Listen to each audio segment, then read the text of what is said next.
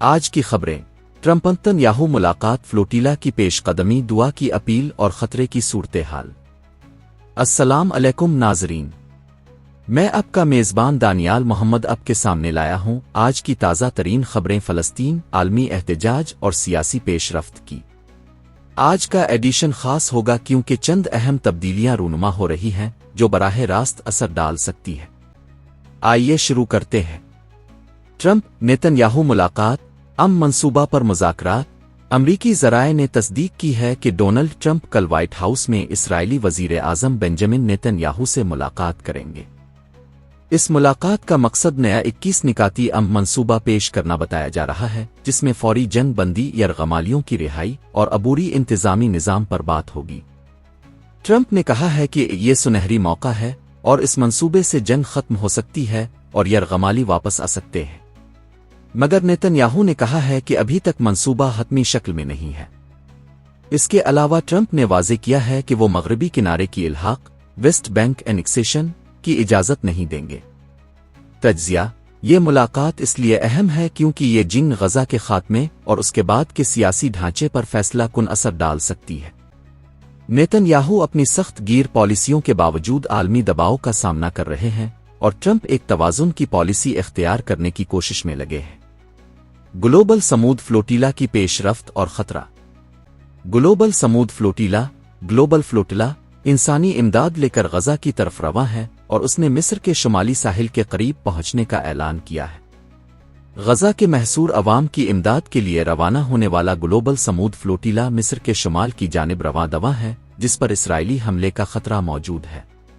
غیر ملکی میڈیا کے مطابق غزہ میں محاصرے کے خاتمے کے لیے سرگرم عالمی تنظیم اس بات کے خدشے کا اظہار کیا کہ اسرائیل فوج امدادی قافلے پر حملہ کر کے کسی بھی وقت جنگی جرائم کی مرتکب ہو سکتی ہے۔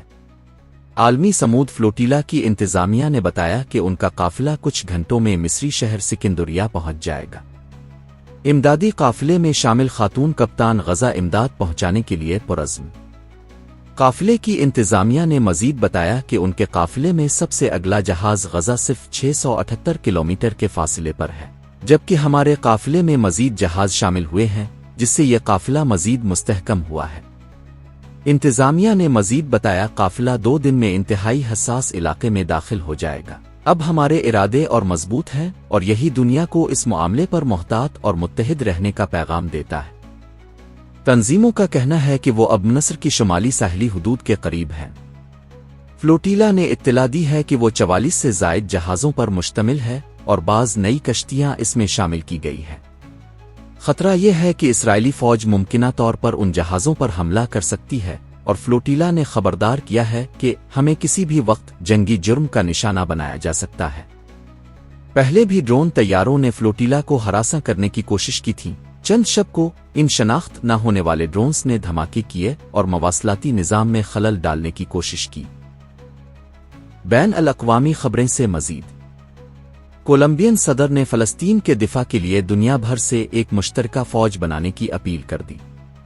کولمبیا کے صدر گستاوو پیٹرو نے فلسطین کے دفاع کے لیے دنیا بھر کی اقوام سے ایک مشترکہ فوج بنانے کی اپیل کی ہے۔ مقامی تنظیموں نے کہا ہے کہ مصر حکومت ممکنہ طور پر اس مہم کی اجازت دینے میں تذبذب کا شکار ہے۔ تجزیہ: یہ فلوٹیلا اگر کامیاب ہو جائے تو غزہ کی نجات کے لیے ایک اہم سن میل ثابت ہو سکتی ہے، لیکن یہ قدم انتہائی خطرناک بھی ہے کیونکہ اسرائیل کی بحری نگرانی سخت ہے اور ممکن ہے وہ اسے توڑنے کی کوشش کرے۔ پاکستان کے معروف عالم اور پاکستان علماء کونسل کے چیئرمین حافظ طاہر محمود اشرفی نے ایک خصوصی اپیل کی ہے کہ اہل اسلام آج اہل فلسطین کے لیے خصوصی دعا کریں۔ سابق بیانات میں انہوں نے اسرائیلی کارروائیوں کو نسل کشی قرار دیتے ہوئے کہا ہے کہ مسلمان برادری کو متحد ہونا چاہیے اور فلسطینیوں کی مدد کرنی چاہیے۔ ان کا موقف رہا ہے کہ فلسطینی دنیا کے سب سے اہم عادلانہ مسئلے ہیں اور وہ عالمی برادری سے توقع کرتے ہیں کہ وہ ظلم کے خلاف آواز اٹھائیں۔ اسرائیلی حملے کا امکان اور صورتحال: جنگ کی شدت کے باعث اسرائیل نے اعلان کیا ہے کہ وہ نیا رکاوٹ فائر منصوبہ طے کرنے کی کوشش کر رہا ہے اور اس میں ممکنہ فوری جنگ بندی اور یرغمالیوں کی رہائی ایک حصہ ہے۔ غزہ میں شہید ہونے والوں کی تعداد 66,000 سے زائد بتائی جا رہی ہے اور نقصان شدہ انفراسٹرکچر، بے گھر افراد اور خوراک و دوائی کی شدید کمی کا مسئلہ ہے۔ بین الاقوامی دباؤ بڑھ رہا ہے۔ یورپی یونین اقوام متحدہ اور حقوق انسانی تنظیمیں اسرائیل پر مزید پابندیاں لگانے پر غور کر رہی ہیں۔ اگر فلوٹیلا پر حملہ ہوتا ہے تو یہ بین الاقوامی سطح پر سخت رد عمل پیدا کر سکتا ہے، اور یہ فیصلہ بھی ہو سکتا ہے کہ آیا جنگ جاری رکھی جائے گی یا مذاکرات کی طرف جائے۔ Call to action CTA۔ اب سب سے گزارش ہے کہ اگر آپ مسلمان ہیں تو آج فلسطینیوں کے لیے خصوصی دعا کریں۔ اس ویڈیو کو لائک اور شیئر کریں تاکہ مزید لوگ اس حقیقت سے آگاہ ہوں۔